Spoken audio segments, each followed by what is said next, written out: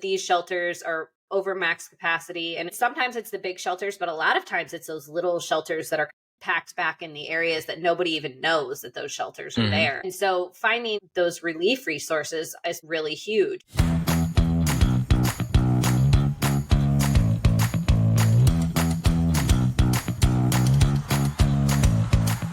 Welcome to Straight Up Dog Talk, the podcast where no topic is off limits and no pet parent feels alone. Whether you're raising a big feeling dog or just trying to do right by the animal in front of you, this is your judgment-free zone for real talk, real solutions, and real stories that remind you you're not alone in this. Today I'm joined by Michael Schneider, founder, executive director, and chief pilot of Pilots to the Rescue, known as Top Dog. Michael started this nonprofit back in 2015 to combine his love of aviation with his passion for saving animals. Now, 10 years later, Pilots to the Rescue has flown thousands of at-risk dogs and cats to safety, all thanks to the power of flight and the belief that every animal deserves a second chance.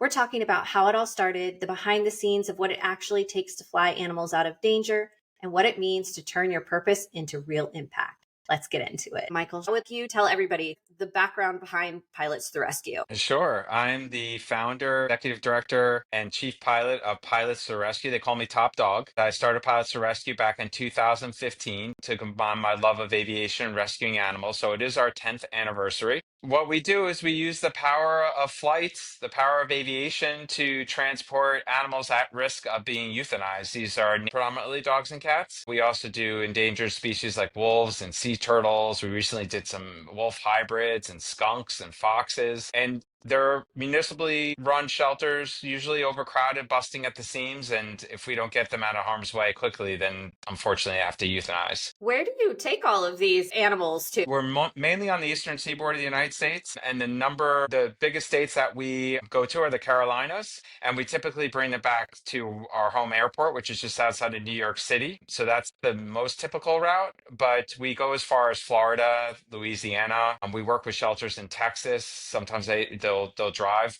a part of the rescue, and we'll meet them in Kentucky or Tennessee. It's definitely a team effort. We've gone as far as into Canada, the Midwest, obviously into New England. So having an aircraft does help you obviously cover more distance. It's less stressful on the animals, and it's less stressful on the humans that are driving these crazy distances to get these animals out of harm's way. That's something that people don't always understand is, yeah, we're saving our furry friends' lives, but we're also helping out those passionate, amazing individuals, those road warriors that are doing this day in and day out, because most transports are done on the ground. And transport, it's hard to sometimes find transports, right? Even just on the ground, it's really difficult to find somebody that will drive a 36-hour stretch to move one animal one way to get it and then 36 hours back. That's a lot.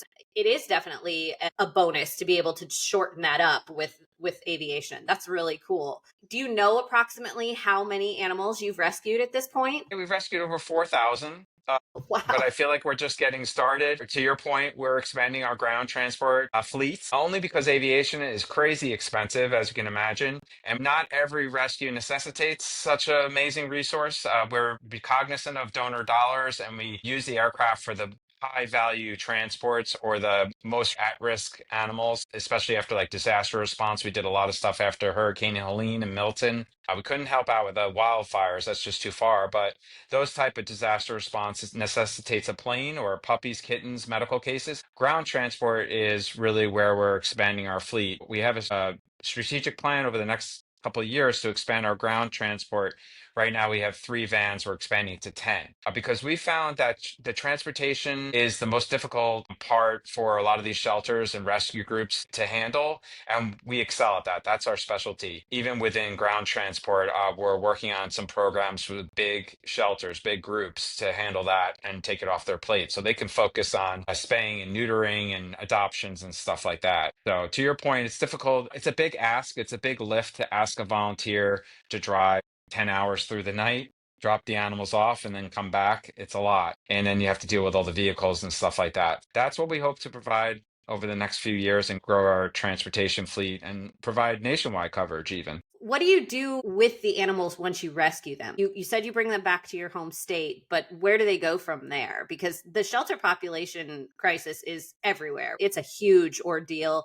It's a big issue. And I know even farther west in California and Arizona and Alabama, Georgia, that whole area is just really saturated all the way across. I know that everybody's kind of struggling. So, in order to relieve some of that, you're moving animals to other locations. How do you do that? Where do you redisperse them? Whenever possible, we try to come back to our home airport just because it's less wear and tear on the plane and it's a little bit easier. It's like a giant funnel. It really is. There's way more sending partners than there are receiving, and that's the difficulty. We focus on the transport. We don't necessarily try to find receiving shelters. There's no secret. I mean, you can go on our website and see all the partners that we work with. We do require that they have somewhere for us to bring the animals to first in order to do the transport. You'd be surprised. Actually, it may not surprise you, but there's just so many people trying to save these animals. But we need a place to bring them to. You have to be creative. For example, we found out that the Kansas City SPCA had a big appetite for receiving cats. They wanted cats. And so we transported nearly 100 cats and they got them adopted right away. You just got to find little pockets throughout the country of places where you can bring your animals to. You have to network. Yeah. It helps to go to conferences and events like Best Friends Conference or a Humane World Conference. That's where the connections start to happen.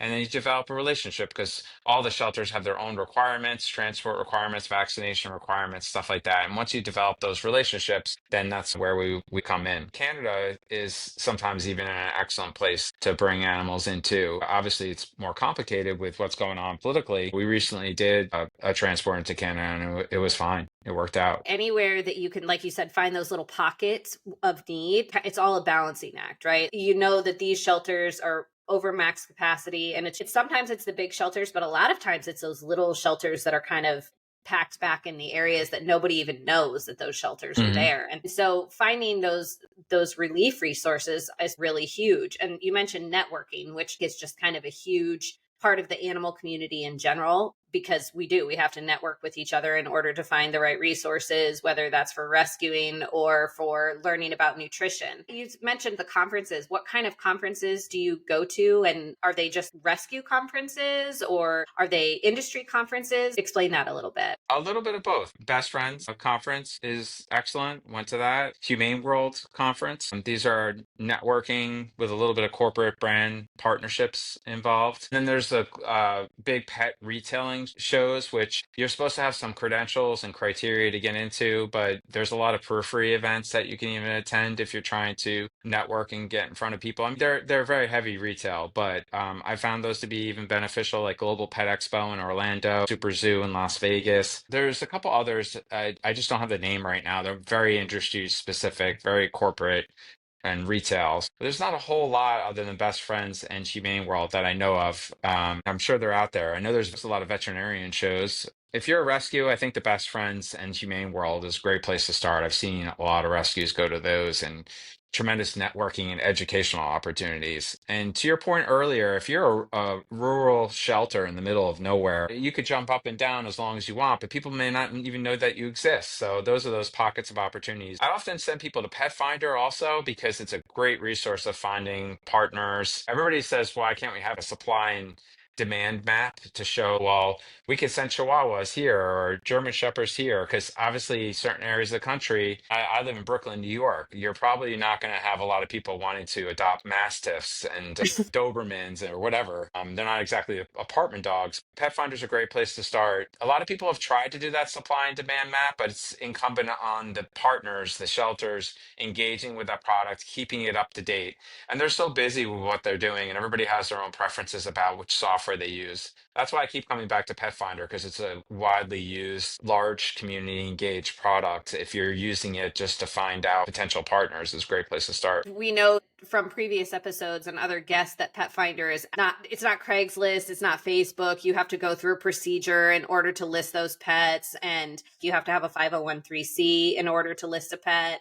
There's a bunch of background checks and things that actually happen. So it's legitimate, and you actually know that the dog that you're getting is the dog that's being advertised to you on there Mm. versus whatever happens when you go on Facebook Marketplace or Craigslist and you don't necessarily know if that's the dog you're getting or the puppy litter that you're you're getting or any of that kind of stuff. So or an animal at all. I mean, yeah, we've yeah, had, probably don't want to go down the rabbit hole of scams, but we've been subject of scams, people stealing our photos and pretending they're pilots to rescue and that they'll fly their animals somewhere and people pay a whole bunch of money and then it never shows up, that kind of stuff. But yeah, that's those are awful. unfortunate stories, but we'll keep it positive. Oh my gosh, that's awful. I think that it's important to mention that this stuff does happen. Whether you're a pilot to the rescue or you're an influencer or whatever, you have to be careful because this stuff does happen. People pretend to be you, they collect money in your name, and then now people are upset with you and there's all kinds of issues when there shouldn't be. I think that's absolutely insane. Mm. Recently there's a gentleman who had a dog that passed away, Eddie and Chooch. And Chooch recently passed away of cancer. And he had to come on in his stories and say, we do not have a GoFundMe. We are not collecting money to pay for the cancer treatment because he didn't get it. He's gone. Mm. That is so awful that people take advantage of a situation like that to profit from someone's loss. That's All right. horrendous. It sucks that that happens. And I'm so sorry that that's happened to you. It's okay. That particular case, the woman who reached out to us, we tried to help her because she lost money. And that's the Mm-hmm. unfortunate part. And she didn't get a furry friend in the process. I'm not an advocate of purchasing animals. I tried to tell her you can, and this is not everybody realizes this, but you can adopt a full breed rescue. They're out there. You have to be Mm-hmm. patient. You have to look around, but they're out there. So maybe that's the best thing that came out of the conversation because she was looking for a specific breed. She was looking for a boxer. And I went on Pet Finder and I found some. She had PTSD from what she went through, but she said when the time's right, she will use a resource like that. I said, you don't need to Oh. buy a dog. You don't need to spend 4,000. You're not showing the dog. The prices on dogs is unreal. Unfortunately, it's Yeah. unreal. I'm not a huge proponent of purebred dogs either because I don't need one, right? If I was going to get a dog that I was going to be a show dog or a service dog or something like that, I might be a little bit more leaning towards that.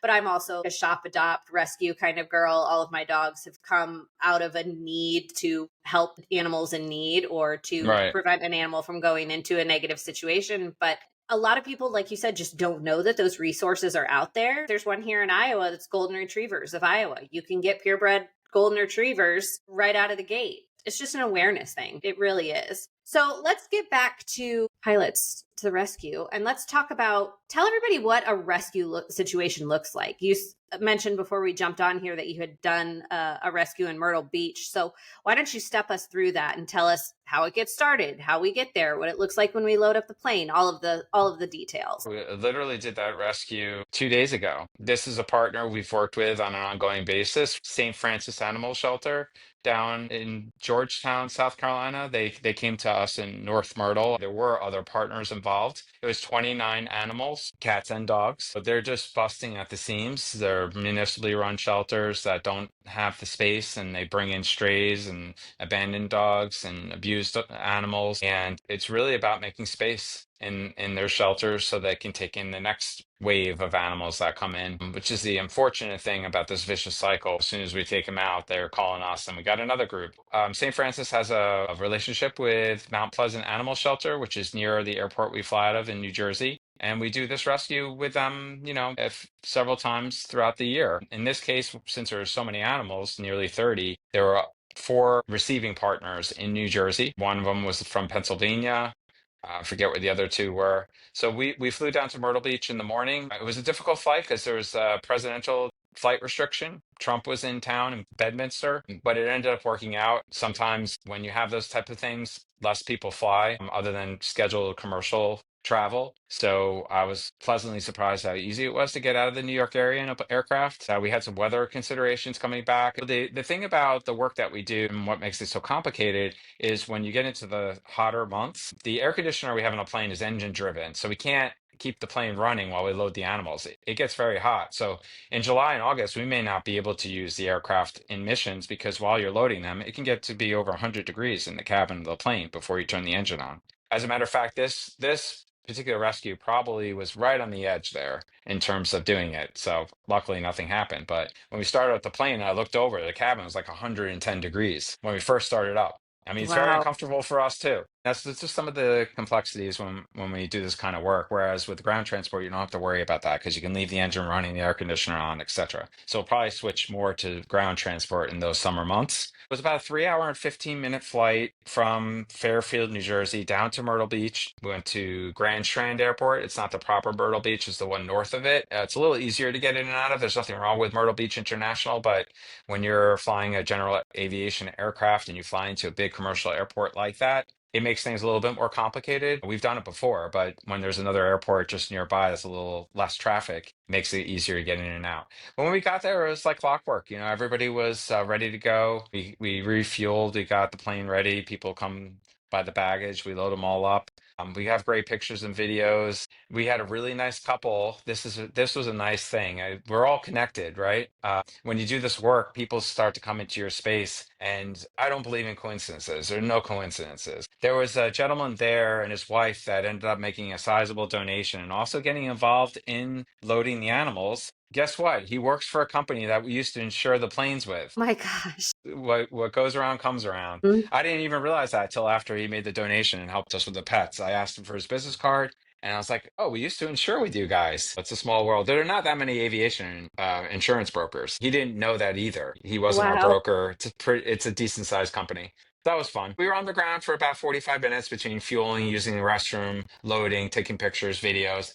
Then we get in the air. We do really good weight and balance calculations, but it's always exciting to see the type of aircraft that we have, which we just got in October of last year. It's just so capable. Whereas before, the aircraft we had before, they were on the ground more than they were in the air. Most of the small planes that people fly are based on 1950s technology, if you can believe it. It was difficult. We didn't really have a reliable resource. Now we do, thanks to really generous donors. And it was a great flight. Going back was a little bit faster. We had a tailwind, but we had to deal with some weather, just some storms building. The animals pretty much just go to sleep because it's an unpressurized aircraft. And it's not like you can fly above 8,000 feet with animals because they'll become hypoxic. They won't be able to breathe. So that's our ceiling is 8,000 feet. So they naturally they get sleepy because it's less oxygen than what they're used to. So they pretty much just go to sleep. This crew in particular was very easy. No barking. Sometimes the little ones get very yappy. You get these unusual smells every once in a while. We call them dookies. So you just have to deal with that with air fresheners or letting some fresh air come in the cabin. It's expected. We had such a big load this time, so a lot of crates. Unfortunately, we couldn't take any of them out, which sometimes we do. We take some of the puppies out, which is nice to play with them while you're in flight. We just didn't have the room. And then when we get to New Jersey, you really get to see the transformation because when you're loading them, that's the most stressful part of the flight. They're coming from a precarious situation. Actually, I know they've never been on a flight before. So loading them from a van into an aircraft, into these crates, it's very stressful. And then when on the other side, sometimes they're a little timid to come out. You have to coax them out with treats or just take their time. But then they're very excited and they're wagging their tails and the energy is good. This is where they're going to be adopted by loving homes. Animals are way more intuitive than we give them credit for. I get to witness that. That's what keeps me going. I get to see that transformation from coming from a bad place to loving arms. And I get to see the photos of the adopters. We often hear that this is the best animal they've ever had and ended up, improving their life. And that's really what keeps me going. That's why I do it. That's So incredible. I love flying, but this is icing on the cake. I think flying around with animals would be pretty neat. Just hanging out with puppies all day while you're flying across the coastline. I'm sure that it's beautiful too because you're low enough that you can probably actually see stuff and not just clouds. So that's pretty neat. I think that Yes. would be such a cool experience. In all takes probably you said the flight was like 3.25 hours. So It's with like the six loading and six hours. okay. Six say probably with the loading and everything like that, 6 to 7 hours. Yeah, call it 7 hours, maybe 8 hours. It's a full day. And that was sometimes we do rescues as much as 8 hours round trip. Anytime you get more than eight, you're starting to thinking about staying overnight, just because it's exhausting. It's a lot easier to come in the night before and then come back the next day. Yeah, start fresh. And Yeah. maybe I mean, before it gets too hot. yeah, exactly. I'm the oldest pilot of the group. Everybody else is young and younger, I should say, and they fly for airlines or they're flight instructors. They never really complain about the long flights. They love it. But for me, I've been doing this for so long that I can't take every flight because I'm busy running the charity. How many dogs, cats, animals, kennels can you fit onto your plane? Well, we had 29 animals on this particular rescue.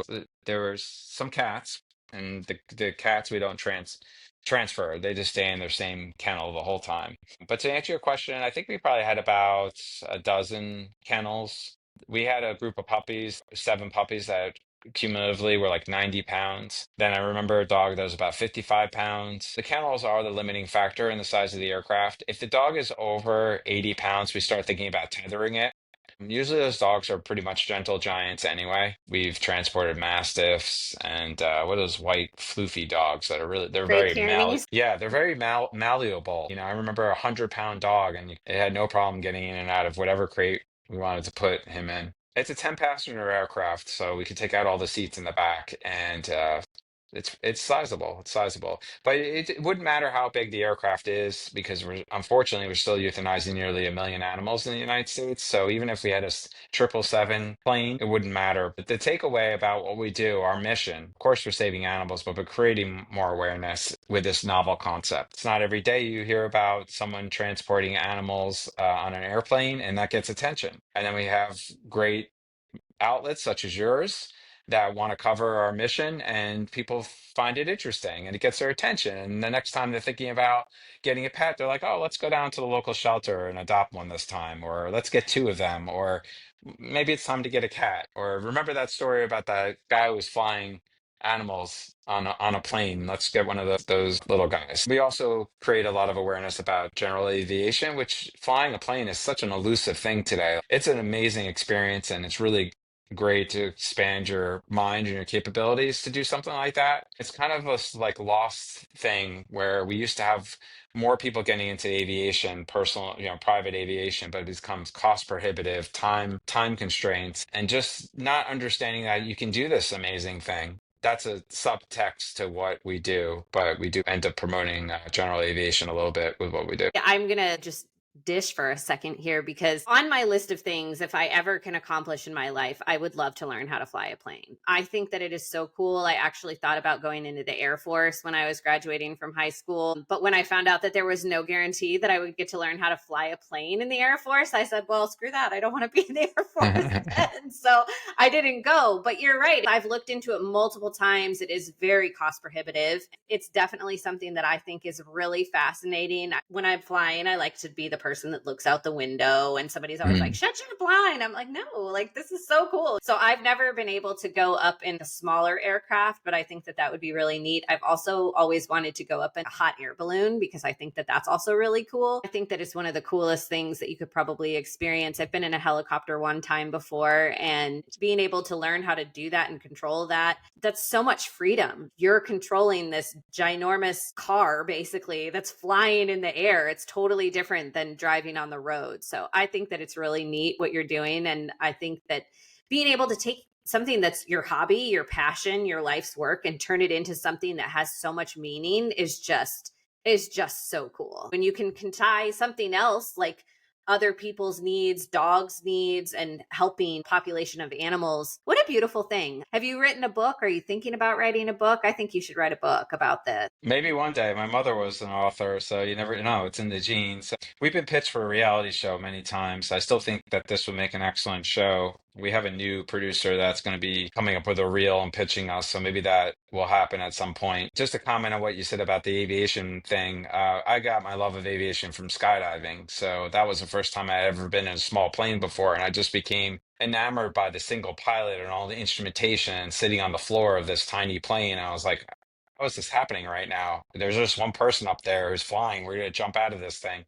So after a few jumps, I asked them at the flying thing. He pointed out jumping out of a plane is cool, but wouldn't you want to bring your friends with you to go somewhere? It's a little bit more practical. So he encouraged me to take a discovery flight, which there are 4,000 airports across the country, but most people only have access to 1,500 of them because of the runway lengths. Commercial jet, or any jet for that matter, pretty much needs a very long runway to take off and land. Whereas these smaller planes, like our plane, needs 1,000 feet. It's nothing. So we have access to way more aircraft. The point I'm trying to make is whoever's listening to this podcast, yeah, I'm sure they know of a little airport that's within a few minutes drive of where they live. At that little airport is a flight school, is an instructor. You could pay a few $100s and you could take what's called a discovery flight. That's where you get to experience what it's like to fly one of these little planes. You're not going to do the takeoff and landing, but you could do climbs, descents, turns, and see if it's for you. And then, you don't have to sign up for lessons. Just see My if it's for gosh. you. But it's I a might great have to do experience. that. That's so Yeah. awesome. I live in Iowa, so we definitely have some of those somewhere around here. I know we do because I know that there are smaller airports here in Iowa just Of in course you do. general. I'm definitely going to have to look into that because that's just one of those things that I think would be really cool to do. Jumping out of the plane, I'm not with you on that. I do not, I Okay. want to stay in the plane. Thank you. But Okay. I could definitely fly the plane so you could jump out of it. I'd be fine Okay. with that part. Sure. There you go. How long have you been flying? You said you've been doing this a long time. So how long is a long time? About 16 years. I have about 1,300 hours. I have a commercial license. I'm instrument rated. Yeah, I was just talking to a friend the other day. When you get to that level, there's no top to the mountain of learning aviation. There's certainly people who have more experience than I do. But I think I'm at the point now with my flying where I pick up tips and learn information from other pilots. I get aviation magazines, I watch the YouTube videos, but a lot of it's very repetitive or I already know it. And now it's about picking up practical tips from people that fly corporate or every day. And the interesting thing about that is this particular mission I talked about at Myrtle Beach, I got to take along a guy that I mentored. He was a less experienced pilot, and he used to come with me on a ton of trips as a co-pilot. And he got to learn so much from me that it really helped him in his aviation career. He might even admit that I'm responsible, or Pilots to Rescue is responsible for him getting a corporate aviation job. And now it's sort of like student teaching teacher, because he came with me the other day and his knowledge is so vast because he's sitting in the plane almost every day. And he was giving me little tips that were like blowing me away. I'm like, wow, that's amazing. I didn't think of doing that. Or that makes total sense. Or yeah, I should do that next time. So it's nice to give to someone and then later in life they give back to the person that mentored them. Mentorship is such a huge thing. It is. It's a huge thing. I feel like that's how it works in dog training too. And in Absolutely. being a vet tech. Like so being a vet tech and a dog trainer, I can see where I've mentored people or people have mentored me. And I know I did this with this one dog and this might help you, or I did this and this is a faster way to clip the nails or whatever. Just a little like tips and tricks, right? That's a huge part of just any industry. And if you have people that are willing to share that information with you, that makes better trainers, that makes better pilots, that makes better vet techs. A lot of people get so hung up on being the best that they forget that giving back is how we build stronger groups of people in all. That's phenomenal that you have that kind of relationship with someone that you mentored and now they're back into it because of you. And how cool is that? Like what a neat feeling to have an effect on someone's life that is so positive and so profound. You have such a good outlook on life and bringing good messages. When you said that about the TV show, that would be my only thing that I would be worried about is that sometimes TV tends to put a negative spin on things. And this mission is too important for that. Like, don't Yeah. do that. Yeah, well, that in the past, some of those pitches, the networks or whoever production company, they wanted that drama. But in this particular case, it's the feel-good stories about the adopters, not even so much about the aviation. You can't do a whole documentary or season or show about flying animals everywhere. You have to get into the stories about the animals, about the people adopting them, about their origin and what happened. The aviation part is just to get from one segment to another. The plane, it's going somewhere. Where are they going?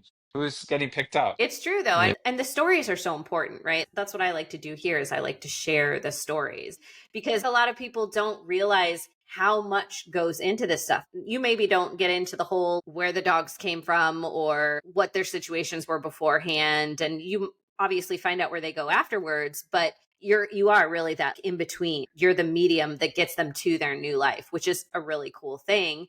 And then you could check on them from that point going forward if you want to, but you're also there to continue to move others. And you partner Mhm. with the rescues and the people who are adopting so that you can save animals' lives, but you don't necessarily have to get into that nitty gritty, which can be a lot. Like the rescue world is a hard place to be. It's It so is. sad. I think a lot of people just feel like they're chipping away, and what are they chipping away at? And so to be able Yeah, to make such a big impact is really important. absolutely. Yeah, and even though these numbers are huge, nearly a million animals still, they're improving. It's getting better. there's more awareness. Going back earlier about what I said, that's what we are. We're a mouthpiece for these animals that have no voice. We're a mouthpiece for the animal rescue world and how hard everybody works to save as many animals as possible. And there are haters out there. There are. I don't want to get into it, but there are always going to be people that are going to bring you down. You just have to stay focused on your mission while you're doing this and know that there's going to be some transports that you find out later. Maybe that wasn't the best thing, but you have to focus on your mission and you get the job done. We're aligning with larger partners now. When I say larger partners, like Humane World, Bissell Pet Foundation, because they have vast resources and they do a ton of vetting. So we Hmm. know that when we do something in connection with one of those groups, that it's going to go extremely well and we're not going to have any gotchas. All rescue groups, they have huge hearts, but it doesn't mean they necessarily are well resourced or sustainable or pulling the best animals or whatnot. So that's come to bite us a little bit. We can't save them all. Not every animal is worth saving either. Even here in New York, they have the New York ACC, the open door shelter, and they euthanize there. They can't turn down animals, but we hope that they're euthanizing animals that are not adoptable, which is often the case. And what's not an adoptable animal? An animal that is aggressive, animal that has a medical issue that's going to require too much money to fix. And of course, we want to save them all, but you have to focus on the animals that are adoptable. And that's really the crux of what we do up here in the Northeast. They really want to adopt small animals. As you can imagine, I mean, you can look in the Sunday New York Times style section. You have these women walking around with these beautiful bags with a tiny dog in it. They want the small dog. So there's a lot of those type of dogs coming in here. But it's all about adoptable, like moving around where animals will get adopted. There's some horrible stories, but there's some great uplifting ones too. That's what we're able to provide because it can get very sad. Sometimes we feel like we're chasing our tail, and is anything gonna improve these statistics over time? But it's getting better. It's gonna happen. To your point, one of my mentors once told me, if you're not pissing people off, you're not doing it right. You can't make change without swirling the waters a little bit. You have to get the muck up and clean it out in order to make effective change. And unfortunately, that means discovering where the rotten parts are and repairing them. Because if you can't, you're not effectively making change and you're not making things better for everybody. It all comes with good and it all comes with bad. But as long as you feel like the outcome is positive and you're pushing towards that positive outcome, that's really the most important thing that you can do. Tell me about the most beautiful ending that you have seen because of this. The ones that come to mind are the animals that they've had some horrific circumstances happen and they needed some tender love to become amazing rescue animals. And there's one in particular that was a cat that lost its eye, got shot. And then there's others that were set on fire. Just the most horrific situation you could think of. And then they end up getting adopted. Tripods, they got hit by cars. Honestly, the next time I adopt an animal, I want to get one like that because I think we can learn lessons as a human from that. When a typical human sees someone who's disabled, you start taking pity or feel sorry for them. But that's not what they want. They want to be treated as an equal. And dogs, they don't even sometimes know that they have an impairment like that. It's amazing to me that they can still function. You see them hobble along those tripods, but they're sometimes the happiest go lucky animals. So that's the thing that sticks out in my mind the most is they had those worst situation possible happening to them and they're so resilient and they still are able to be man's best friend. That's a tremendous takeaway for human beings. And it puts things in perspective. It makes you appreciate what you have, which is health and happiness and love and a roof over your head. And it makes what we complain about on a daily basis seem seemingly small. And I think this work that I do really puts things in perspective because I see these areas that we fly into and the animals and even the people who wake up every day and they do this work. And it makes me really feel fortunate that I get to do this.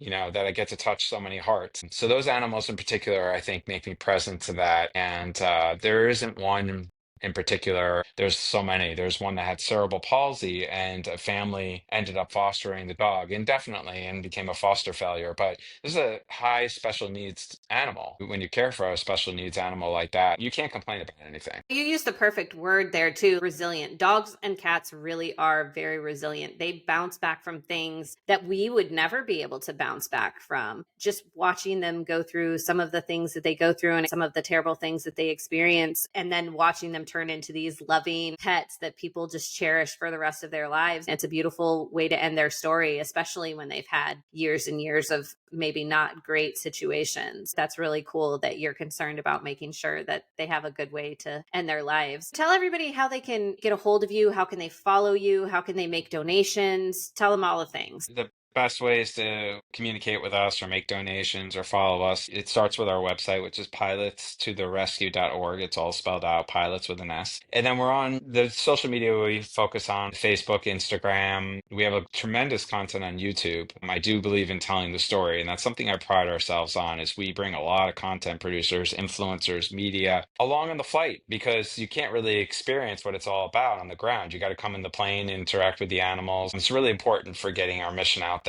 I would invite people to go to YouTube, and it's all Pilots to the Rescue, facebook.com/pilots to rescue, youtube.com/pilots to rescue. We're always looking for volunteers. I would say the volunteers we use the most are people who are willing to drive and have vehicles. We have a database of over 1,000 pilots, but aviation, again, is very expensive. We can't, as an organization, unfortunately, the FAA doesn't allow us to pay a private pilot or even pay for their fuel or renting the plane, which most of those volunteers are. They have to pay out of their own pocket. And that's why we don't have Uber in the sky. That's the real reason. It's a safety consideration. They don't want everybody just with a private pilot's license start charging to transport people. Though, if you want to do that, you have to have a certain level of training and insurance, etc. Makes our job a little harder as pilots to rescue, but as drivers to the rescue, all you need is a vehicle and willing to drive a long distance. We do have a transport board where people can sign up as a volunteer, and then when someone goes on there and requests a transport, they could get involved in that. Us as an organization, we have a lot of internal transport that we don't put on there. The transport board is do it yourself. It's a newer area of our charity. We're hoping it continues to grow. We don't like to say no when someone reaches out, but a lot of those transports are, as you can imagine, they're single animals. They're like all the way across the country. Provide resources for people, because it's not easy to fly with your pet today if it doesn't fit under the seat in front of you. If you have the financial means, there's things like Bark Air. I don't know if you've heard of Bark Air. Mm-hmm.